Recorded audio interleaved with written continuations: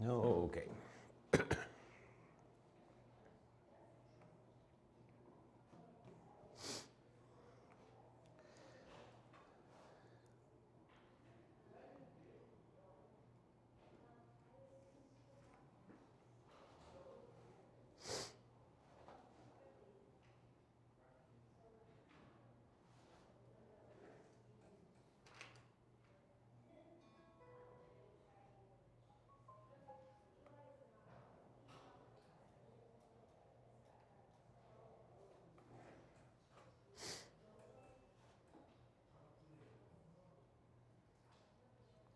Okay.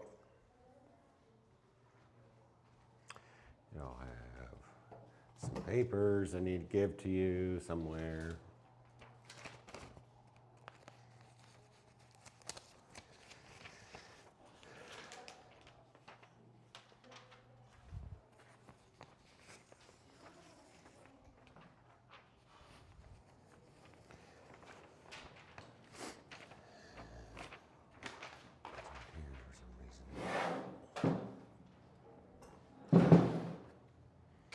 All right.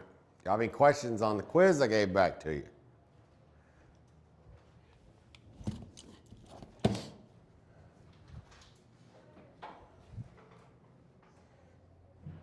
To be quite clear, especially on a quiz, especially on a quiz. Because a quiz is where, okay, you should be at least starting to get this thing now, right? If you miss something and you don't know why you missed it, on a quiz especially, homework too, but on a quiz especially, you have a question. So does anybody have any questions or no? Okay.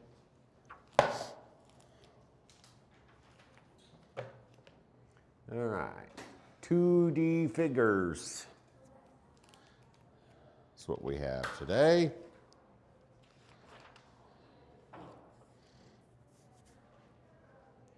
(12 through 32 evens. All right. Number 12 is a heptagon. It is concave and it is irregular. Number 14 is a quadrilateral. It is convex and it is irregular. 16 is a pentagon. It is convex and it is regular. Number 18. The circumference is 25.1 inches and the area is approximately 50.3 inches squared. 20 is 33 feet for the perimeter and 20 feet squared for the area. Excuse me. Number 22, the perimeter circumference is about 36.5 centimeters. And the area is about 105.7 centimeters squared. 24 is about 9.42 feet. 26 is a triangle and its perimeter is about 18.8 units and the area is about 15 units squared. 28 is a quadrilateral, or it is actually a rectangle. You'd have to do some math to figure that out, but it is a rectangle. The perimeter is about 19.8 units and the area is 24 units squared. 30A is 60 meters, 30B is 150 meters squared. 30C is that the perimeter doubles and the area quadruples. And all the explanation for that would be all the math. D, 32D, the perimeter is divided by 3 and the area is divided by 3, and the explanation would be all the math. 32 is 5 feet and 70 feet. What questions do we have on those?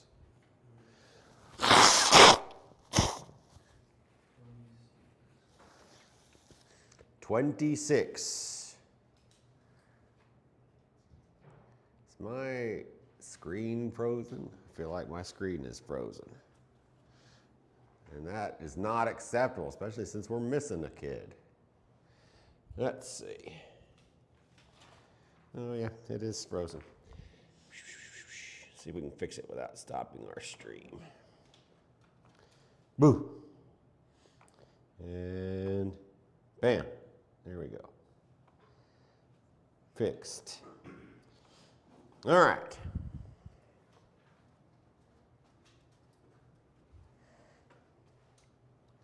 What number did you say? 26. All right. 26. We're going to need this in a minute to do 26.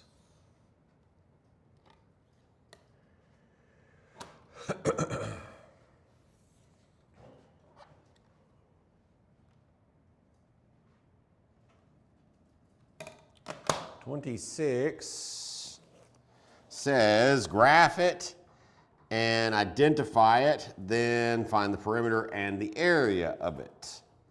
So 26 gives us J is -3, -3.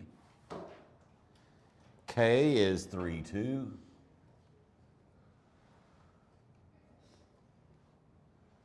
L is 3, -3.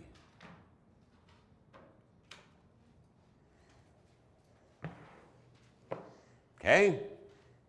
So first we have to graph it. So what should we do? Plot those points. Where is J? So which direction do I go? Go left 3 and down 3. That's true. Left 1, 2, 3, and down 1, 2, 3. And I've got my point J. And then for K, where do I go? Right 3 up 2. 1, 2, 3, up 1, 2. And I've got my K. And then for the L, where do I go? Right 3, down 3. So right here. And that is L. And then if I connect the dots, we actually could have answered the first question even without drawing it or graphing it, just looking at the number of the vertices. But we can definitely answer part of it now. Okay, so what is it?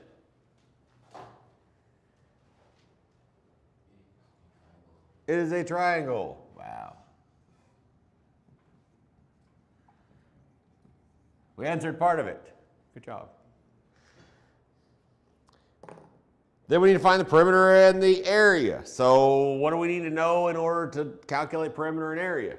Triangle. What? Yeah, which distances? What? What's the formula for the area of a triangle?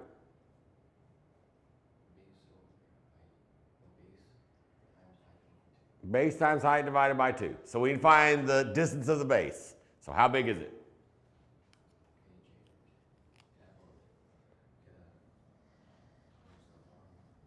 So you could use a formula. You could use a distance formula.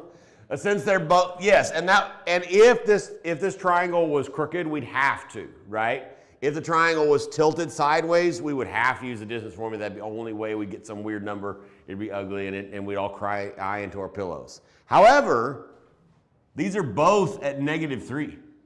So it's basically just on a number line. So we can just count or just subtract, right? So how far is it from here to here? 6. That's right. So this length is 6. Also, K and L are on the same place vertically, right? So we can just count or subtract, right? It is 5. Okay. So for the area, it's pretty easy, right? The area we can do without anything else. We have all that we need to do. We just need the formula, which you just gave us, which is Area equals base times height divided by 2, right? Easy money.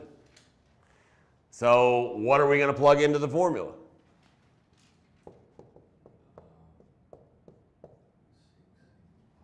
Six and 5. What's 6 times 5 divided by 2?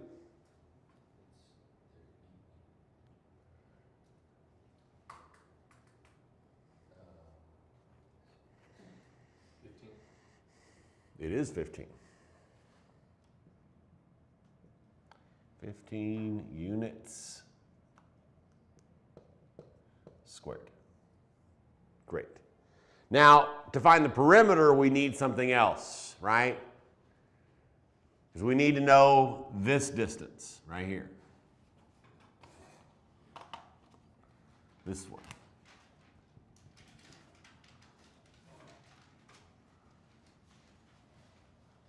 What kind of triangle is this?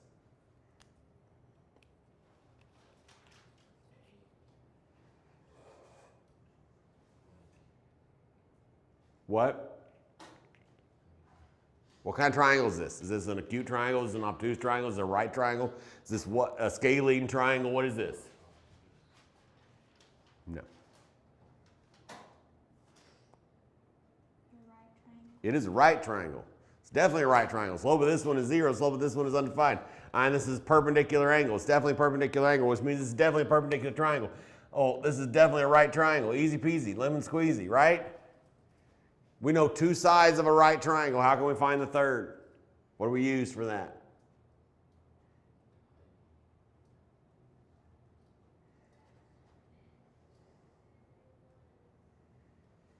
I know you've slept over the summer, but y'all aren't dumb. We use Pythagorean theorem, easy money, yeah? We're going to use this a crap ton this year, a crap ton. So if this is your first time seeing this, or if you think it is because you don't remember seeing it before, great. Now's the time to start locking in on it because we're going to use it a bunch. If you know 2 sides of a right triangle, you can find the third using the Pythagorean theorem. The Pythagorean theorem says a squared plus b squared equals c squared. If we have a right triangle, anything like this, the legs are a and b, and the hypotenuse is c. How do we know which one is the hypotenuse? Yeah, it's the slanted one, right? It's the one across the 90-degree angle. It's the longest side. That one's always C. You're like, well, which one's A and which one's B? It doesn't matter, right? Because we can switch addition around. That's fine. But C is over there by itself, so he matters. So which one are we looking for? Are we looking for A, B, or C? We're looking for C. So we're going to shove that in over here, right?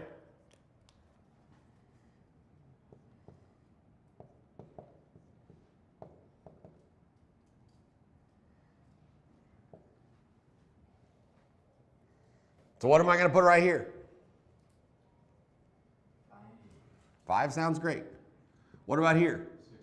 Sounds good. What's 5 squared? 27. Not 27. Sorry. 25. 27 is 3 cubed. That's true. It is true. What's 6 squared? 36. It is 36.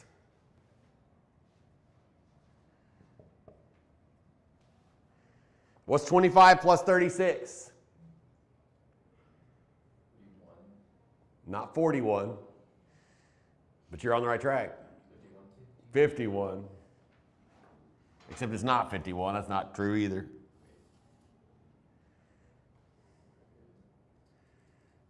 Where are y'all's calculators? You need to find your calculator or I'll buy you a new one. I'm dead serious.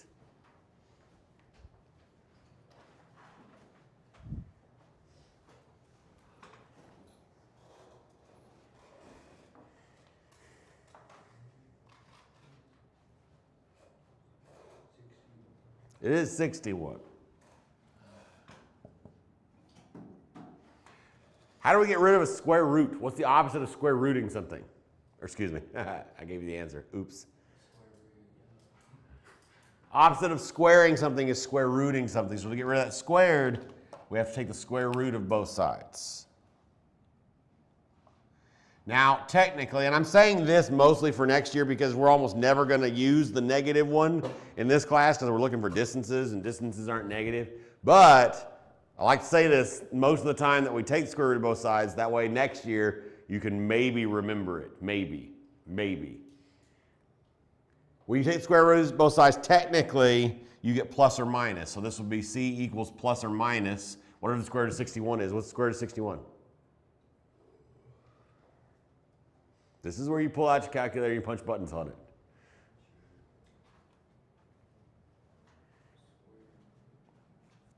You might, if your calculator just gives you square root of 61, you might remember you have to hit that fraction decimal button, whatever that is, on your calculator, and it'll switch it. 7.8. So it's about approximately equal to 7.8. Now, distancers are positive, so we're going to throw out the minus one. And again, I'm really only saying that to log that in your brain for next year, right? When you take the square root of both sides, you get plus or minus. But this, that's not our answer yet, is it? So this right here in red is 7.8, right? So now we need to find the perimeter. So what do we need to do now? Add them all up. So 7.8 plus 6 plus 5.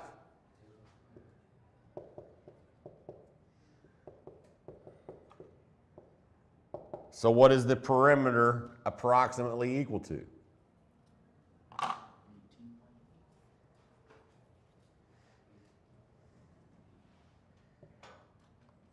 18.8 units.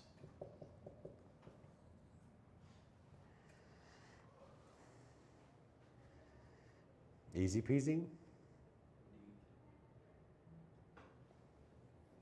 Again, if you don't remember the Pythagorean theorem, that's okay.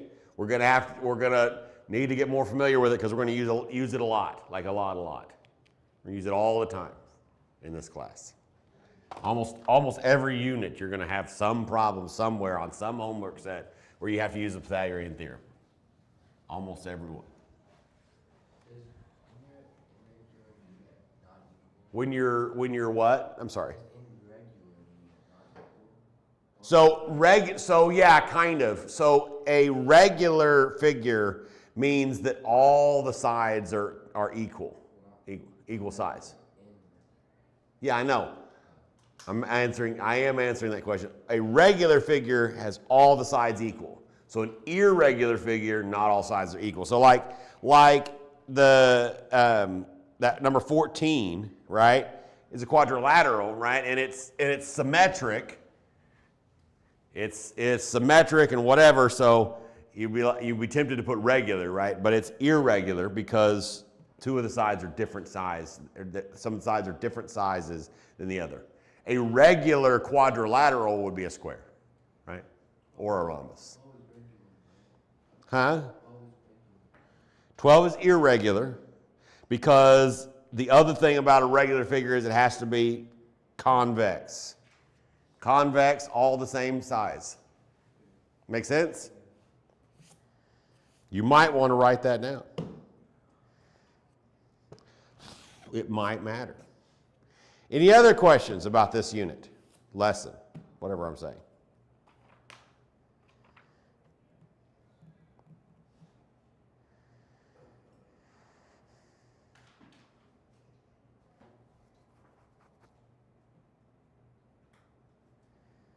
No? Well, I think we should take a quiz then. Where, what? That's fine, go ahead. 32, you guess. That's your question last time.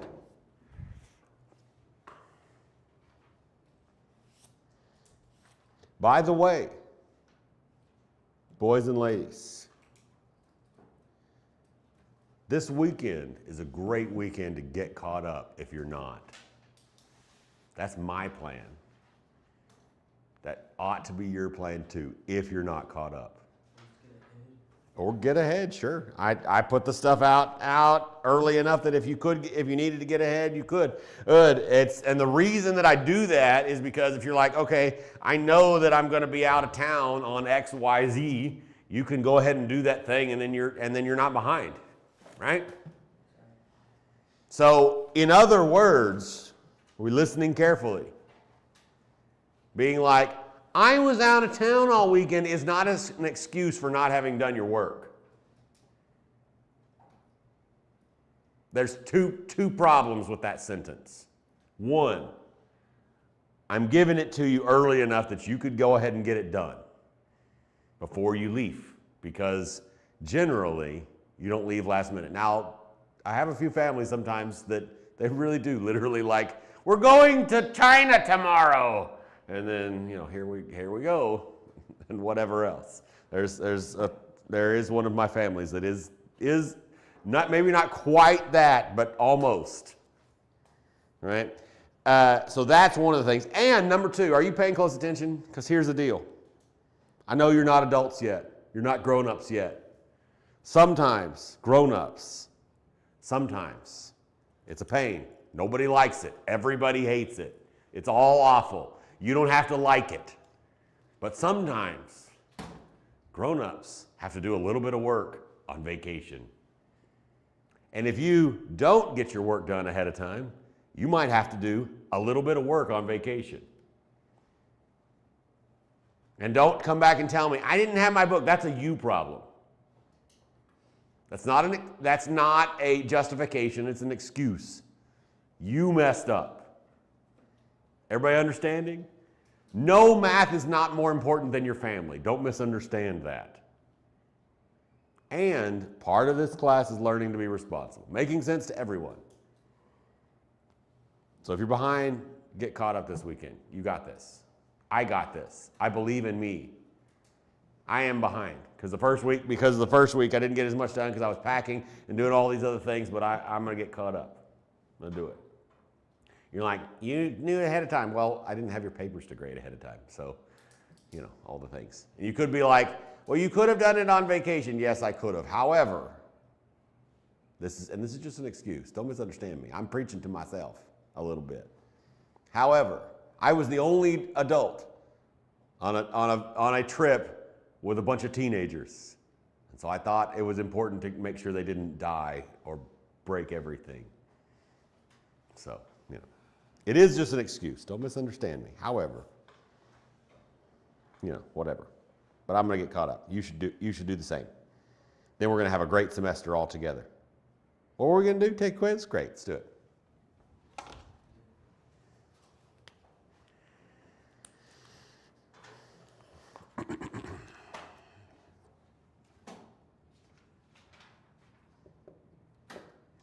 Quiz 1-6 from page 62. Numbers.